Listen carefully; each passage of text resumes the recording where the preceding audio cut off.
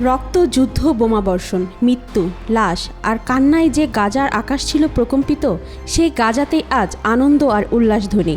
আল্লাহু আকবার, আলহামদুলিল্লাহ স্লোগানে মুখর। আর এমনটা তো হওয়ারই কথা, কেননা দীর্ঘ 15 মাসের যুদ্ধের অবসান ঘটতে যাচ্ছে আগামী রবিবার। গাজায় হামাস ইসরায়েল একটি যুদ্ধবিরতি চুক্তিতে পৌঁছেছে। বুধবার ইসরায়েল ও ফিলিস্তিনি স্বাধীনতাকামী সংগঠন হামাসের মধ্যে যুদ্ধবিরতি চুক্তি সম্পন্ন হয়। বিবিসি, রয়টার্স এবং আল জাজিরার প্রতিবেদন অনুযায়ী কাতারের প্রধানমন্ত্রীর মধ্যস্থতায় এই চুক্তি সম্ভব হয়েছে। এই চুক্তি সাম্প্রদায়িক সংঘাত বন্ধে একটি গুরুত্বপূর্ণ পদক্ষেপ বলে মনে করা হচ্ছে। যদিও এই চুক্তি কার্যকর হবে আগামী রবিবার, এর আগেই আরেক দফা হামলা চালিয়েছে নেতানিয়াহু বাহিনী।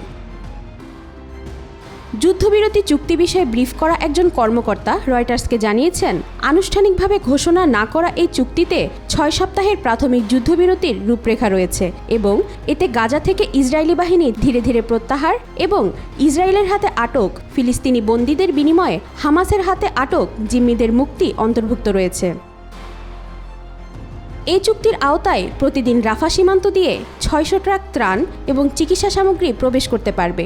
এছাড়াও হাসপাতালগুলোর কার্যক্রম সচল রাখতে 50টি জ্বালানি ভর্তি লরি সরবরাহ করা হবে। গাজা শহরের রাস্তায় আনন্দ উল্লাসে মেতে উঠেছেন ফিলিস্তিনিরা।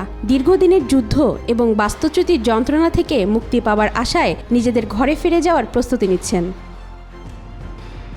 গাজায় এ যুদ্ধে এখন পর্যন্ত 46,000 ফিলিস্তিনি প্রাণ হারিয়েছেন বলে জানিয়েছে হামাস পরিচালিত স্বাস্থ্য মন্ত্রণালয়। তবে চুক্তি বাস্তবায়নের মাধ্যমে মানবিক বিপর্যয় কমানোর আশা করছে আন্তর্জাতিক সম্প্রদায়। ওয়াহিদা পারভিন, ঈশিতা, আজকাল।